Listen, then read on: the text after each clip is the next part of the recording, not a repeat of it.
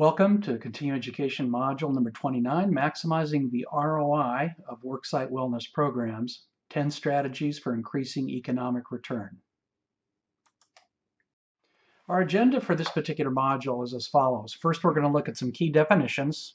We are then going to look at a visual model of return on investment, then 10 strategies for maximizing your program's ROI, and then a summary of key points. Our key definitions are as follows. Economic return, we're defining as the monetary benefit associated with a program or activity. It's usually reported in dollars or in the currency of the country involved. Return on investment, ROI, is the monetary benefit or savings associated with a program divided by the cost of that program expressed as a percent. Understanding ROI or cost-benefit ratios, which are oftentimes reported in the literature, includes looking at total program cost savings, and that may be either one or more of the following things. It can be a health plan cost, it can be a sick leave absenteeism cost, risk savings or reduction, workers' comp cost reduction, disability insurance, which includes short-term and long-term disability, and or presenteeism-related loss or a reduction in that loss, which is usually due to an underlying health problem when the individual chooses to stay at work. So our total program cost savings really consists of the summation of these 5 different costs that potentially can be accounted for or measured by an employer. It also then translates into the total economic return. So as we take total program cost savings, that becomes the total economic return associated with a particular activity like a wellness program. That then gets divided by the program's total direct cost. So when we do that, we then are creating a return on investment or cost-benefit ratio. The ROI is usually reported in percentages. We'll look at an example of that in a moment. The cost-benefit ratio is generally what the literature and academic literature talks about, and it is usually reported as a 1 colon and then the number that is the cost-benefit ratio. And that benefit, for instance, a $3.20 of return for each dollar of program cost equals a cost-benefit ratio of 1 to 3.2. The return on investment would be translated into 3.2 times 100 or 320%. So when we think about return on investment, where you're dealing mostly with business and business ratios and rates that come from the net economic return from a particular activity. When we're looking at cost-benefit ratio, or we are oftentimes looking at the reported literature around a study that examines the economic return associated with something like a wellness program. The 10 strategies for increasing your program's economic return are as follows. And we're going to cover each of these briefly, and then we're going to look at a slide for each one to go more deeply into that particular strategy. The first one has to do with improving our brand identity and its acceptance and adoption by the population involved. Number 2 is strengthening your program's AMSO. So we're going to look at a particular construct that has to do with the effectiveness of the behavior change that your program is producing. The third strategy includes spouses in programming, so that both spouse and employee may be going through the same wellness-oriented activity at the same time. The fourth strategy is to move to a results-driven program model, and we'll look at 3 core models and then talk about the return on the results-driven model. Number 5, the 5th strategy is to strategically select your prevention targets. So we want to make sure that our targeting of our programs is actually intended and produces the most economic return. The 6th strategy is to embed medical self-care, consumer health education, and injury prevention interventions along with the risk reduction, more traditional interventions that wellness oftentimes includes. The seventh strategy is to better integrate your program. And we'll look at three different levels of integration in terms of how your program might be better embedded in and strengthened and reinforced by the way that you go about integrating your program. The eighth strategy is to require an annual coaching encounter so that everyone has an opportunity to discuss some of their plans and goals related to their own wellness improvement. The ninth strategy is to increase the size of the premium incentive. If we're using premium dollars or premium contribution dollars and reduction of those, then we want to increase the size of the reduction, which then increases the participation and increases the economic return. And the 10th strategy is to use teams and formally recognize personal wellness achievements. So these are the individual strategies that we will be talking about that help to maximize your program's economic return. Now let's first deal with improving the brand identity of your program. And as you look at the graphic on this slide, you can see that around your brand are a number of different issues. And so you can kind of let your eyes flow around the diagram, and all of these issues are important in the brand uptake and the brand positioning that you do in a wellness program. So we want to improve that identity, that positioning with the population to make it more attractive, make it more compelling, and to actually reach more people and a higher percentage of the eligible population. So that's our first strategy, is really crafting our brand more carefully, making it more attractive, making it more compelling, giving the opportunity for the individual to be involved in the wellness program, partly because of their attraction to what the brand represents. The second strategy for increasing the economic return of your program is to strengthen your program's AMSO. Now, AMSO is a construct that has to do with the effectiveness of the behavioral change interventions that you are offering in your wellness program. For each major health behavior or health risk that you're involved in, you can enhance their AMSO. And that means you can review and map out improvements in the following four areas. And these come from the work of Michael O'Donnell at the American Journal of Health Promotion.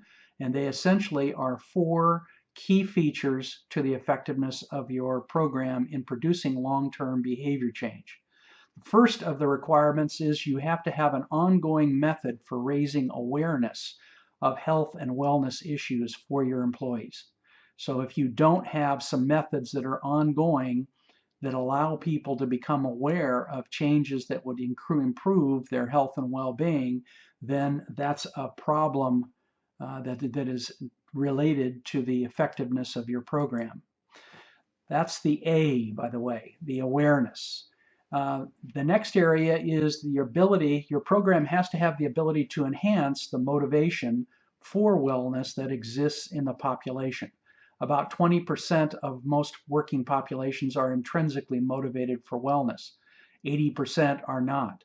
So we need programs that actually reach into that 80% and provide extrinsic motivation for them to engage in wellness. We then want to work over time to convert that extrinsic source of motivation to intrinsic. But the second issue in AMSO is there that ability in your program to enhance motivation? The third element of the four AMSO components has to do with your program has to have ways of being able to teach people the new skills associated with the new wellness behavior. So if they are aware of a behavior change they need to make, if they're then motivated to change, then you need to be able to help them with the new skills associated with the new behavior. So that's what the third element of AMSO is about. The fourth element is the O. So we have an awareness, motivation, skills, and now opportunity to practice those new behavioral skills. So once we've taught them the new skills associated with a new desirable, healthier behavior, we then have to structure opportunities for them to practice that so that it begins to be formed into a habit. If our program lacks these four elements, it's not likely to produce behavior change. So we look at the AMSO coefficient, we can review and map out improvements, and we can enhance the effectiveness of the program. By doing that, in strengthening the program's AMSO, we can in fact increase the economic return because we are increasing the amount of behavioral change, which then leads to risk mitigation, which then leads to health improvement, which then leads to economic return. So that's the nature of the hierarchy of results in wellness programs. The third strategy is to include spouses in programming. And the idea there is twofold. One, if our spouse is involved in the wellness activities, it is likely to reinforce and allow us as individual employees to do better at behavior change.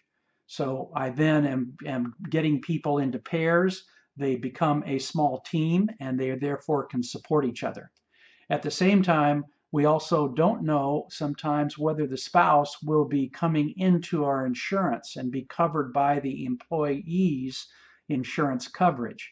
So if we can in fact improve the health of the spouse, that then gives us some opportunity to gain directly from the economic return from a healthier spouse now using our health benefit program. The third strategy is to move to a results-driven wellness model, and that involves the following. We can do wellness in one of three different kinds of strategies or ways, and we call the first one a feel-good wellness. And its main features are it's a fun activity, no risk reduction, very little high risk focus, not very health cost management oriented, all voluntary. It's usually at the site itself rather than being able to serve people out when they're outside the work site. No personalization, very minimal incentives, no spouses served, and very little evaluation. And that is what a lot of people call wellness, but it is what we call feel-good wellness. It is primarily a morale-oriented primary focus. So that type of wellness is not going to produce the kinds of results that may be associated with a more serious effort at wellness. Oftentimes people start with a feel-good wellness strategy, and if they stay in that perspective, they will not usually produce the results they desire. But oftentimes what happens is they do this for a year or two and then move to what we call a traditional wellness program approach. And that has to do with the main features that you see limited. They are in corollary with the items under the main features in the feel good, but they end up being a slightly different kind of mix of wellness. And they tend to be very activity oriented. So our primary focus is a program that has lots of activity going on. And when we put out a smorgasbord of all these different activities, and then we keep a head count as to how many people do each thing, we are doing a traditional wellness program approach. Now, this traditional approach does have economic return. The economic literature tends to point to somewhere between 150 to 300% return on investment per year. But that is not the best that can be done. It has some inherent limitations in it. So that traditional approach becomes a limitation for us if we stick and stay with that or plateau at that.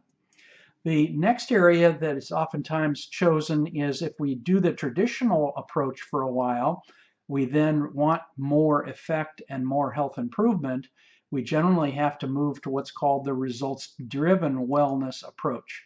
And that's where we then adapt each of those characteristics and begin to move in a more serious direction in terms of the results of the program.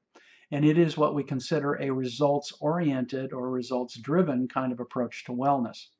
So that's one of the strategies we can in fact use to maximize economic return. is we can move from the feel-good model or the traditional smorgasbord model to a much more serious effort that involves a more deep integration, stronger incentives, more cultural change, and more extensive targeting of different issues and problems. So that's a way of being able to have a strategy that again increases or maximizes the return on investment.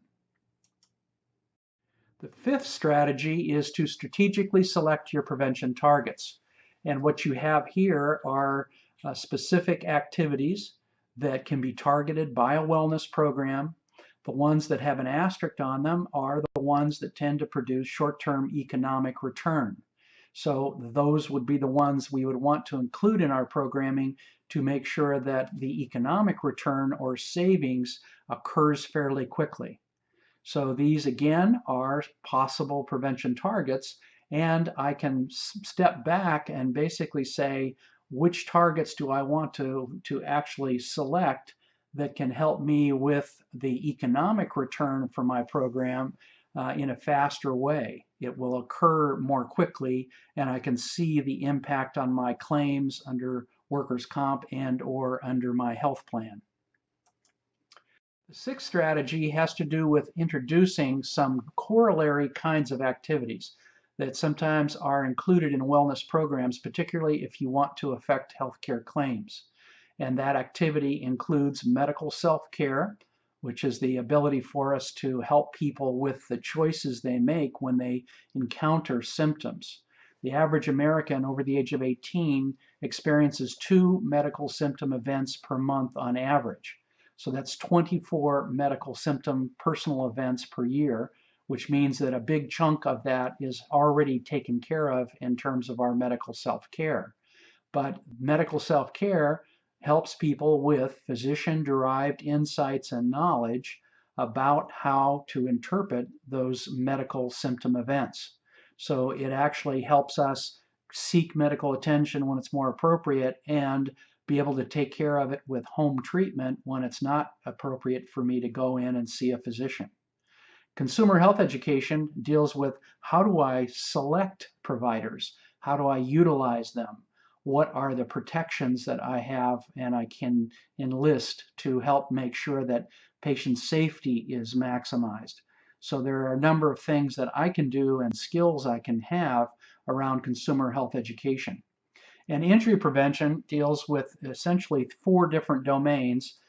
Work-related, so that's the OSHA, NIOSH, the way in which work and injury and illness are dealt with in working situations. We then have home safety injury prevention. We have vehicular injury prevention and recreational injury prevention. So these would be additional areas to add to a more traditional risk reduction or well-being oriented wellness program to actually impact on claims experience. And the kinds of examples of questions and issues and skills that one might include in these is embodied in these questions. Is this symptom important? Do I need to go to the emergency room? Do I need a PCP, a primary care practitioner? Is my home safe from accidents? So these would be the kinds of questions that I would encounter, and how can I drive defensively, more safely? So if I were working on these kinds of issues, I would have already put into place some interventions in my wellness program that address one or more of these areas of medical self-care, consumer health education, and injury prevention. These will have a faster impact on my healthcare claims and my economic savings associated with my wellness program. The seventh strategy has to do with better integration of your program, and integration essentially allows us to reinforce messaging and to remind people and to connect people and link them and use information more wisely. And there are 3 levels to it. Level 1 is how much integration takes place between the various intervention components in my wellness program. When people take the well-being assessment, do I in fact encourage them to visit a e-health portal that we also provide? Or is there a way in which the information that comes out of the well-being assessment can be used by their primary care practitioner? So these would be examples of how well do I, in fact, have the wellness components working with each other. In addition, level 2 is how well does my wellness program connect with other organizational activities that are related? If, for instance, like an EAP or perhaps the food services and the vending machines that are offered at the worksite, or the ability for us to have policies that allow flex time for exercise. Those are all examples of level 2 types of integration.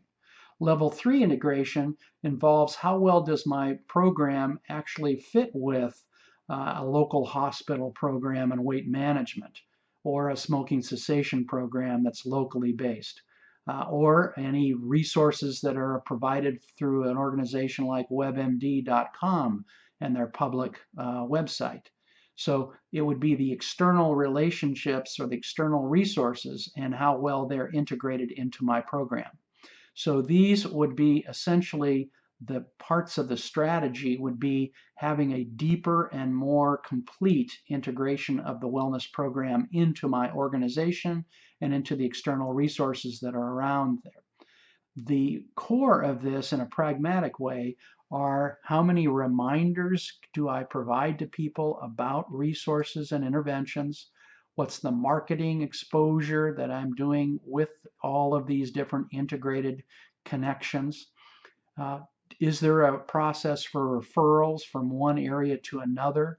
For instance, does my wellness program refer people to the EAP? And does the EAP refer people also to the wellness program? So those would be referrals. And then social support has to do with when I am looking at ways of enhancing the amount of encouragement and accountability that takes place in the social relationships within the worksite. If my integration is at a higher level, I will get more social support for the various wellness activities. In addition, there's the accountability issue. It's how well have I built into the program some opportunities for people to experience accountability in a way that supports their choice and their movement toward a specific wellness behavior. And also, how well have I integrated my program to bring about a more extensive variety of services or connections? There is obviously a group of people who don't want to do wellness at work. They're more interested and comfortable doing wellness on their own time and away from their coworkers. So how have I done my level 3 integration to be able to provide them an opportunity to know what are those local resources and how can I make it easier for them to find those resources?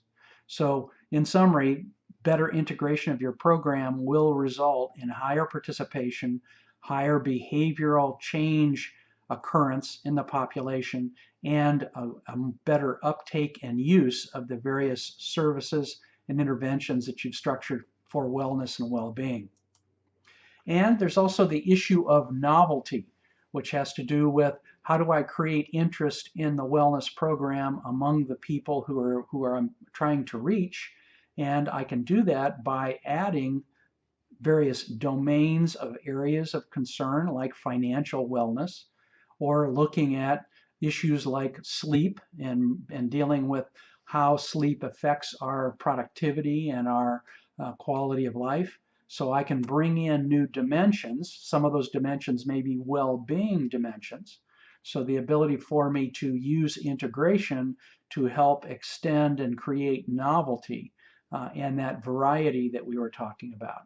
So again, these are some of the strategies for using this particular approach to maximize the participation, the effectiveness of the interventions that we're using with a population, with individuals in a particular worksite. Next area is to require an annual coaching encounter, where we basically say to everyone, if you want to have a lower premium contribution for your health plan, And that can be created by not by funding it with employer dollars, but essentially requiring employees to contribute their dollars to, and then waiving those if they in fact are involved in wellness. So it's one of the best ways we have of being able to create an incentive, that extrinsic motivator for people to take part in wellness activities. And there are many programs that have successfully required an annual coaching encounter, which allows the person by telephonic means to talk with someone about their well-being assessment results or their HRA results, their health risk assessment results. And it allows them also to get some help at being able to formulate some personal wellness goals. So it's usually a very effective thing to be able to have that as a requirement connected to a lower premium on their health plan. The ninth strategy is to increase the size of that premium incentive.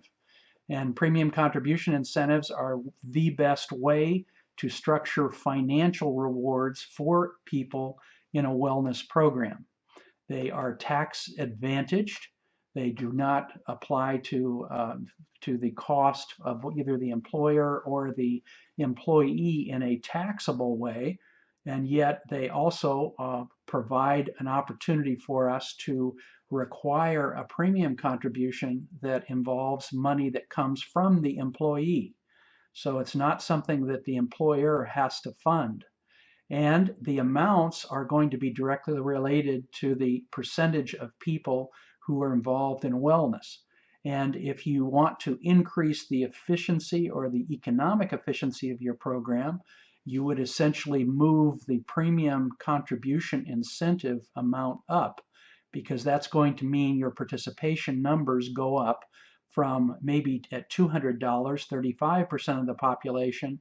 If you get to $800, it might be 55%, and if you move up to $1,200, it may be 88% of the population is actually engaged in wellness.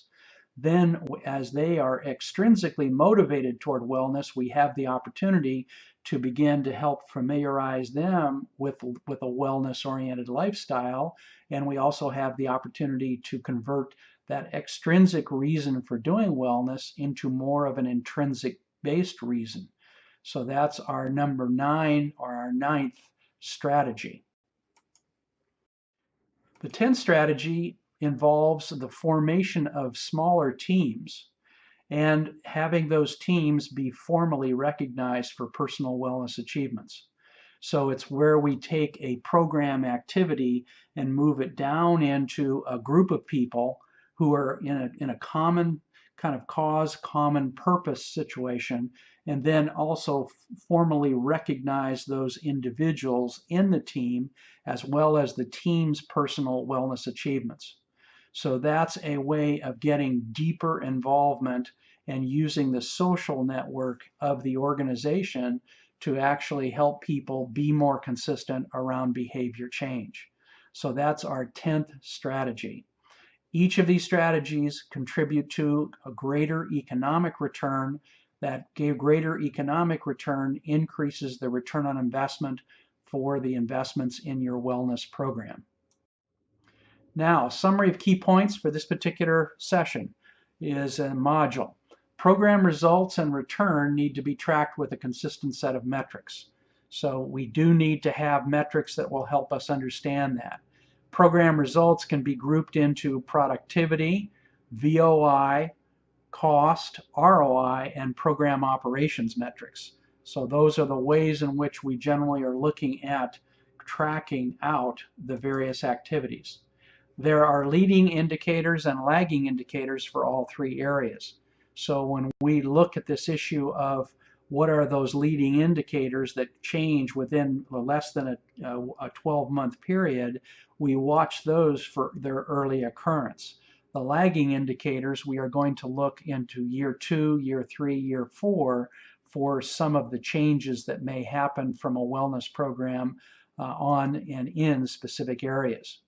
When you track and report the value on investment and the return on investment and program operations metrics, you are providing what's called a balanced scorecard approach.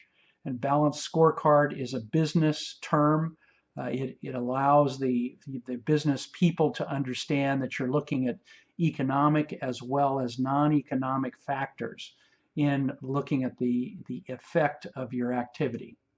There are lots of ways that program results can be enhanced. So each intervention carries with it some strategies and methods that can enhance its effectiveness.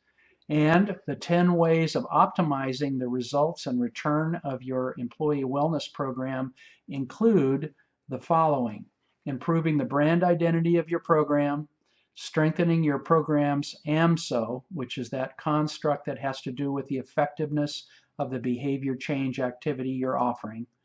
The third strategy is including spouses in programming. The fourth strategy is to move toward a results-driven kind of wellness program model, which is a more serious kind of wellness. The fifth strategy is to strategically select your prevention targets. Those are the things that you are attempting to change behavior around. The sixth thing is to include in collateral kinds of activities that also impact on health plan costs. And that includes medical self-care skills, consumer health education skills, and injury prevention skills. The seventh strategy is to better integrate your program. We looked at 3 different levels: level 1, level 2, and level 3 integration. The eighth strategy is to require an annual coaching encounter so that each employee has an opportunity once a year to consider their own approach to wellness for themselves. And the ninth strategy is to increase the size of any premium incentive or premium contribution incentive that's being used. And again, the premium contribution incentive uses and should use employee dollars, not employer dollars. And the 10th strategy is to use teams and formally recognize personal wellness achievements. So that's bringing it down in a more effective way to a smaller team-based and actually engaging people at a deeper level. So again, these are the 10 ways of optimizing the results and return from your employee wellness program. Now, let's answer some key questions. What determines how much economic return an employee wellness program will generate? And there are a number of major areas that are involved. And actually, one of the other modules that you will have access to on the Chapman Institute website actually goes deeper into a discussion of all the factors. But let's look at them and classify them. There are some design considerations which have to do with what choices of targeting and what choices of interventions that are matched to those targets we use. In addition, there are some situational kinds of aspects which relate to the population, the type of need, their average age, and the situation that you're dealing with. So that design plus situational issues. And then the third area has to do with the implementation quality. If I've implemented the program effectively, I can then achieve as much economic return as possible based on my design and based on the situation that I am confronted with this particular organization and this particular group of people. So those are the 3 areas that come together and determine what the economic return will be. Each of those 3 areas, the design, the situational context, and the implementation skill of the people who are doing the program, all tend to affect each other.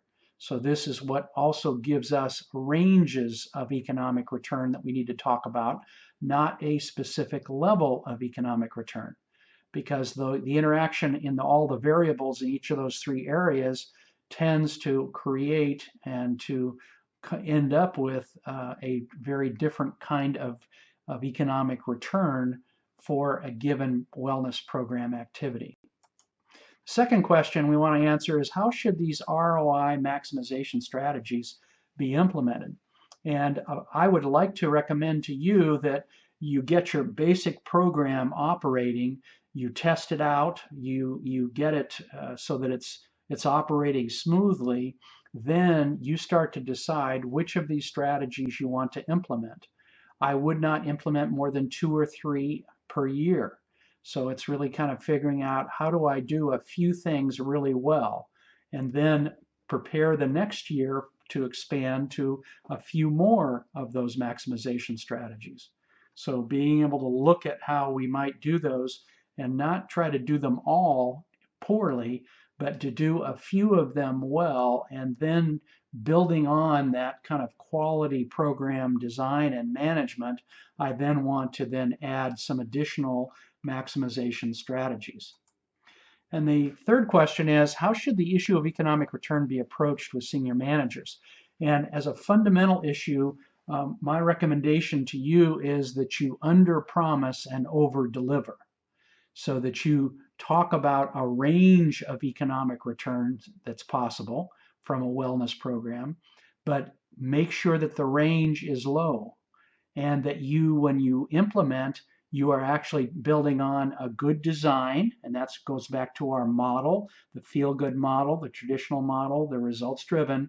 It also has to do with the situational issues that affect that particular organization and that population, and then the implementation quality or skill involved. So you want to basically say to your senior managers, these three sets of variables will determine what our ultimate outcome is.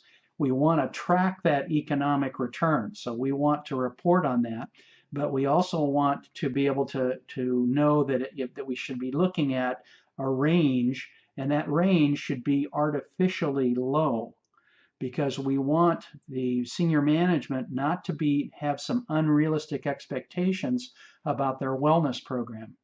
We don't want to be doing feel-good wellness activity and then a strategy and then have them expect the kinds of results that would come from a much more serious wellness effort. So that's some of the background around how should the issue of economic return be approached with senior managers. Also, I want to identify what are the economic variables I'm going to use in coming up with economic return. Am I only going to be looking at health plan cost? Or do I want to include sick leave absenteeism? Or do I want to look at workers' compensation claims and cases? Or do I want to look at short-term disability and long-term disability? Or do I want to try to measure and track and implement interventions that are designed to reduce presenteeism? My return on investment is going to be much higher if I've looked at more of those economic variables, because I'm taking the same direct cost for my program and applying it. If it's only the health plan cost, it's major, but it's only the health plan cost. I don't then have the benefit of savings in these other areas.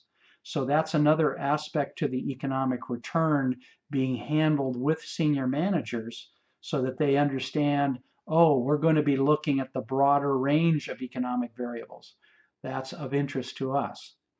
So those, again, are some of the ways in which I would handle the economic return, and I would recommend that you also look at the companion learning module that deals with a deeper look at the return on investment factors. Now, go ahead and take the quiz for this module.